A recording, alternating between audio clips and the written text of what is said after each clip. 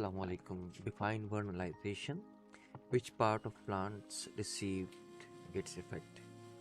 Vernalization को हमें define करना है और हमें बता रहा है कि कौन सा पार्ट प्लांट का जो है वो वर्नलाइजेशन को रिसीव करता है या सेंस करता है। वर्नलाइजेशन की डेफिनेशन क्या है? डेफिनेशन इसकी है, vernalization is the biological process where exposure to a prolong period of low temperatures triggers the flowering pathway in certain plants. This essentially primes the plant for flowering, setting in motion the necessary biochemical and physiological changes for it to eventually bloom. Bloom माने flowering होना। Basically इसका ताल्लुक vernalization का flowering से है, और flowering जो है वो एक बायोलॉजिकल प्रोसेस है जिसके ज़रिए होती है। उस प्रोसेस को हम वर्नलाइजेशन कहेंगे।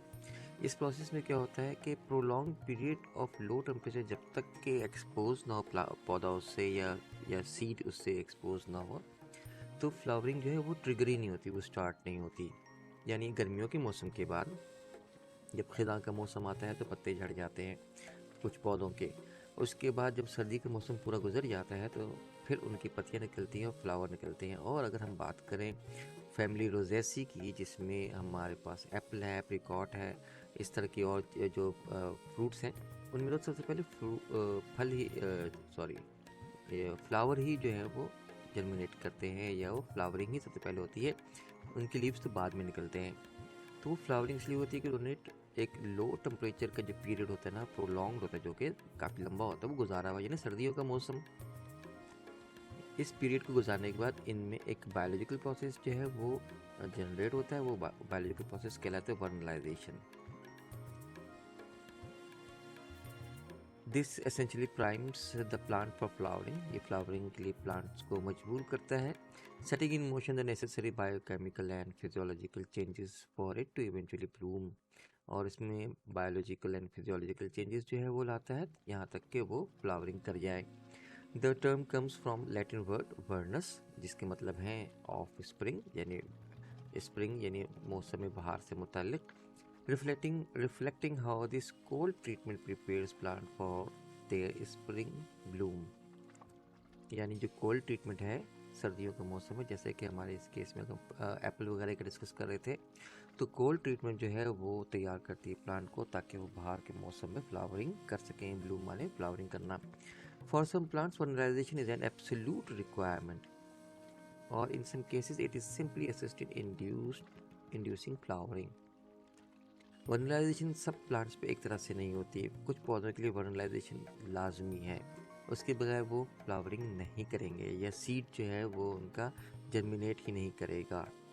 मगर कुछ पौधे ऐसे हैं जिनको वर्नलाइजेशन का प्रोसेस हेल्प करता है फ्लावरिंग में। The duration of low temperature, जिसको हम चिलिंग का नाम देंगे, यहाँ पे जो लो टेम्परेचर की बात कर रहे हैं वो चिलिंग का ट्रीटमेंट है। ड्यूरेशन ऑफ लो टेम्परेचर यानी चिलिंग ट्रीटमेंट रिक्वायर्ड, जो चिलिंग ट्रीटमेंट रिक्वायर्ड है वो भी वेरी करती है।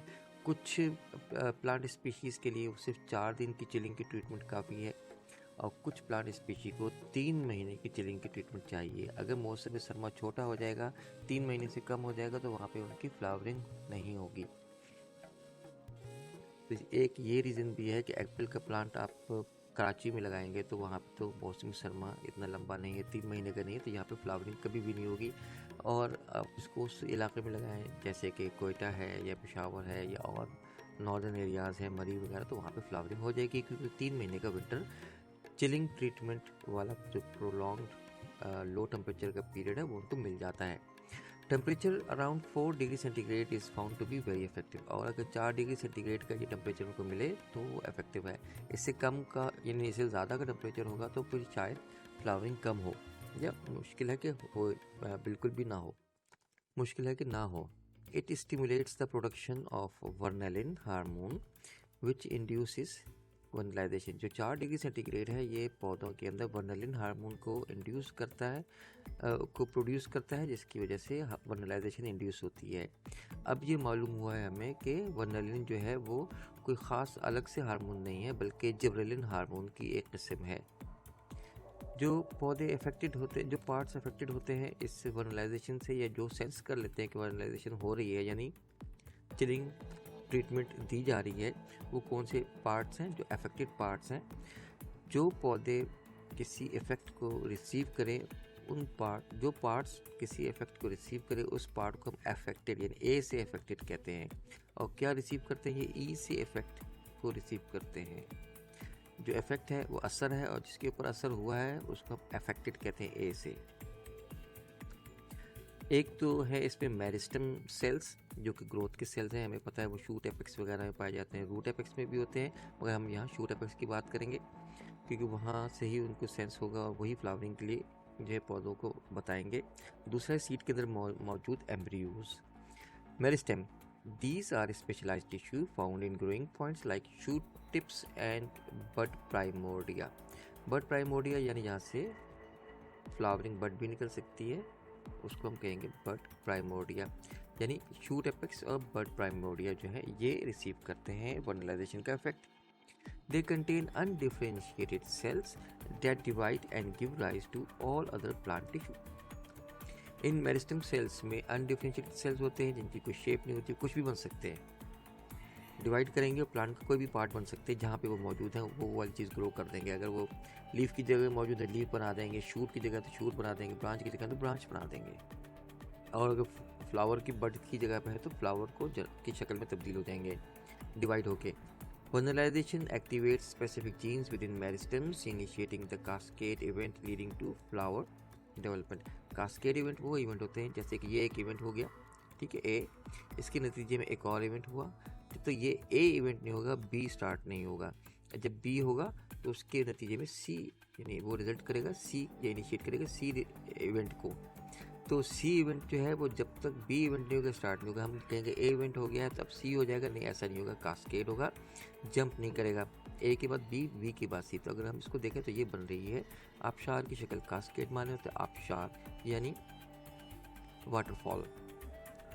तो वर्नलाइजेशन जो है वो एक्टिवेट करती है स्पेसिफिक जीन्स जो मेरिस्टम्स में मौजूद होते हैं, मेरिस्टमेटिक सेल्स में मौजूद होते हैं, और इनिशिएट करती है कास्केड लाइक इवेंट्स जो कि आखिरकार फ्लावरिंग जो फ्लावर डेवलपमेंट में मुंतज होते हैं।